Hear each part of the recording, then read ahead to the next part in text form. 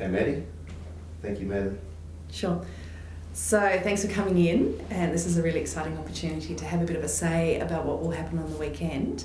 And so to you first, Ben, what do you think the biggest challenge is going to be in the game? It's probably just the expectation, a big game against a local rival, just keeping control of that and obviously sticking to what we want to do on Saturday, how we want to play. So you have a bit of a game plan? What's your process? We've probably got a younger group this year, so we've sort of gone a little bit back to basics, just a lot about footy, like the contested and the being accountable, so we want to get that right early and then let our ball movement flow from there. So. Yeah, good. And Nick, what do you think is going to be the big challenge? What are you looking forward to in the game? Obviously the local derby's always big, huge for our supporters.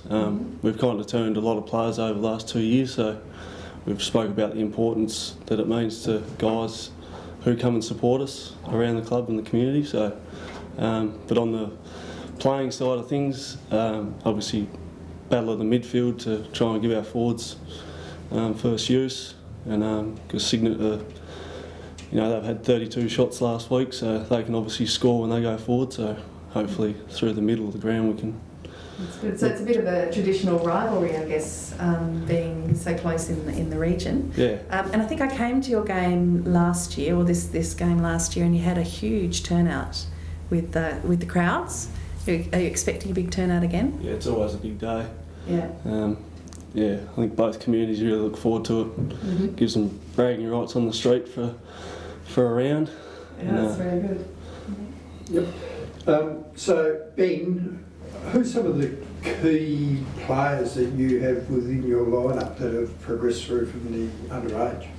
Well, it's probably one. Toby Cohen's come back from the Tigers. He was part of that group. Spent a year with the Mariners, so he had a good game last week. Young Nathan Duggan was their captain last year. Played a lot of senior footy last year, but he's a key too. And then there's 4 or 5 there that are playing a role this year. So I mean, it's exciting to have those kids come through, and hopefully we can turn them into 10-year players.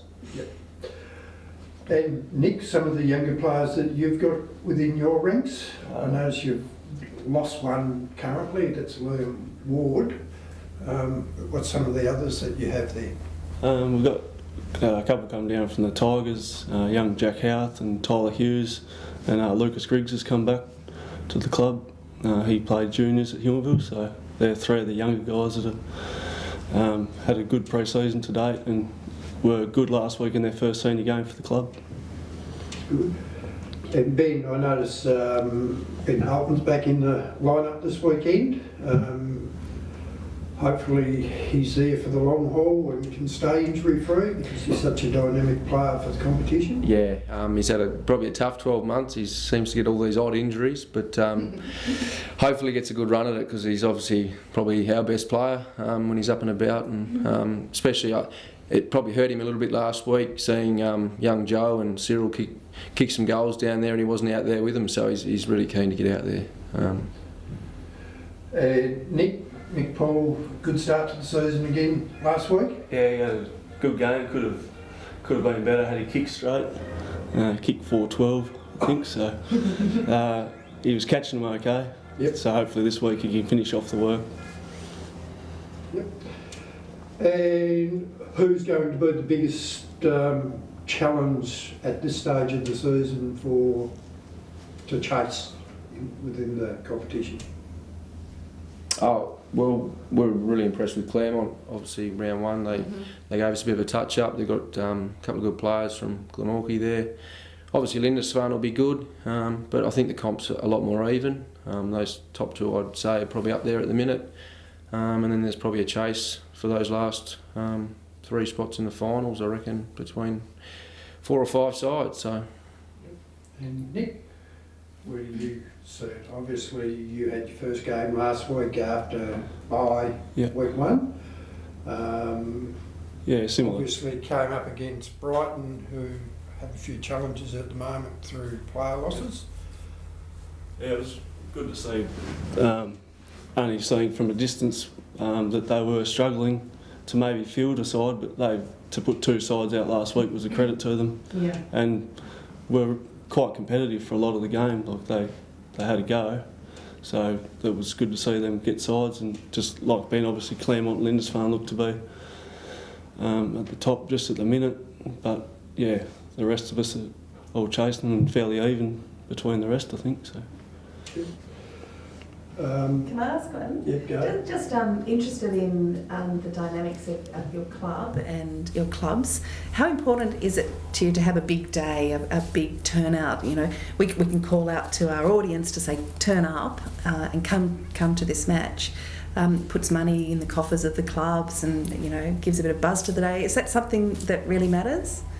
Yeah, for sure. I mean, like you said, last year was a massive turnout. Yeah. I had really was huge. In-laws. I've got a father-in-law that's got a lot to do with Clarence, and he couldn't believe how many people were actually down there.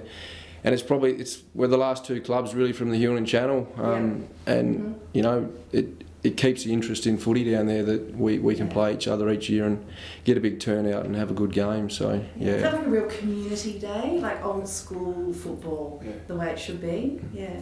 Yeah, it means a lot to a lot of people. Yeah. Like I said before, straight after the game last week, it was like, well done, beat Brighton, but next week we need to beat Signet. They were already looking forward to the day going down there. Get a lot of supporters. If they only go to 2 games, this will be the 2 games they go to. So it does mean a lot to a lot of people, it's good for our players to see that as well. Yeah. That it's not just about the on-field stuff, but it's off-field. It brings the communities together. Yeah. Must be a buzz for the players. What sort of crowd do you expect? Yeah. Well, we turned cars away last year. We know that, don't we? Yeah. So they were too deep in parts. So yeah, I think the ground will be full again. I took my dog. Was that big a day? Yeah, no, it'll be our biggest crowd for the year for sure. And how's the body holding up for you? When made here to the left, he's given it away a few years ago. Yeah, he's a very smart man. It's probably a good thing for Signet he's not playing. Yeah, no, he was a very good footballer, but look, it's not as good as it was a couple of years ago, but we're going all right. So I enjoy playing, so I'll keep going as long as I can.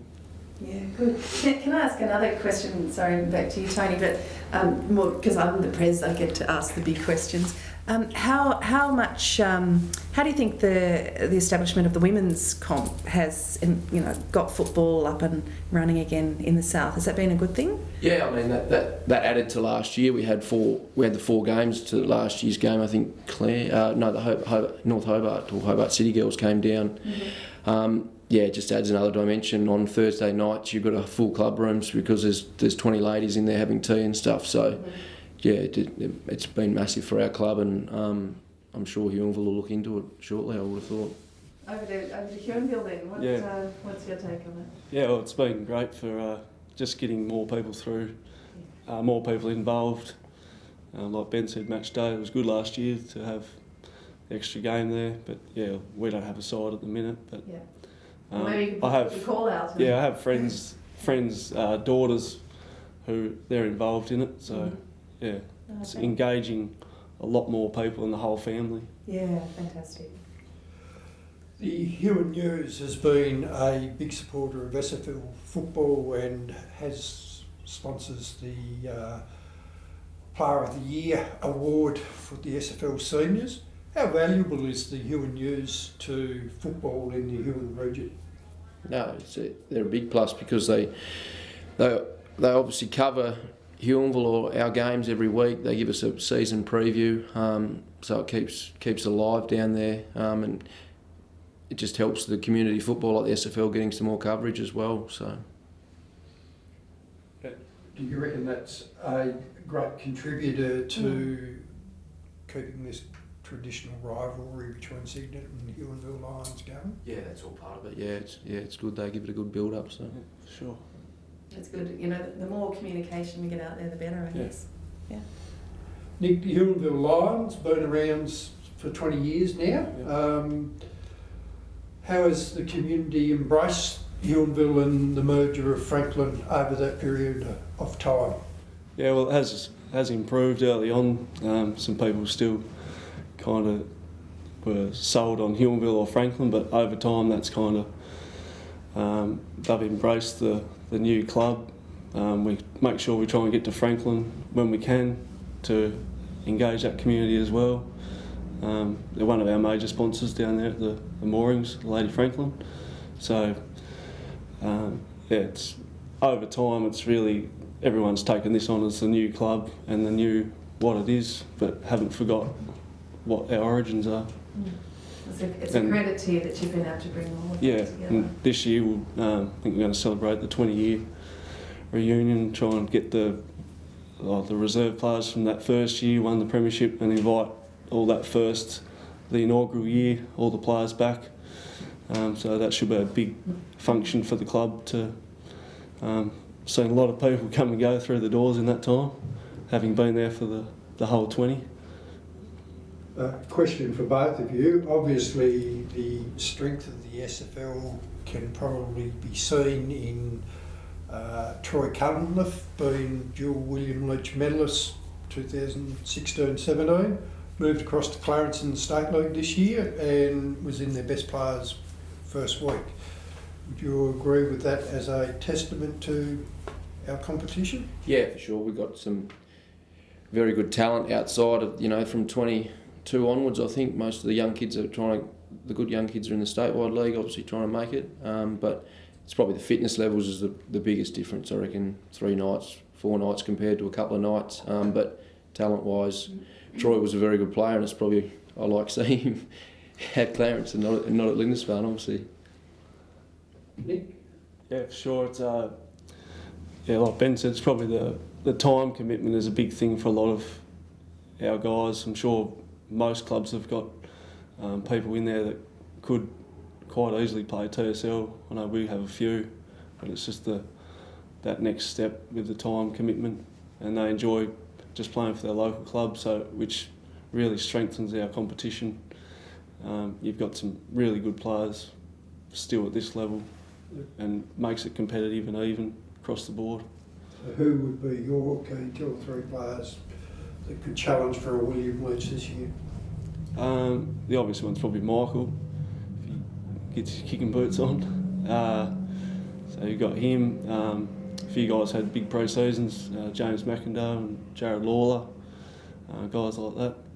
We've got Callum Rawson come down from the Tigers, had a really good start last week. So we've got a really even spread, I think, across our top tier. And Ben, your leading lights?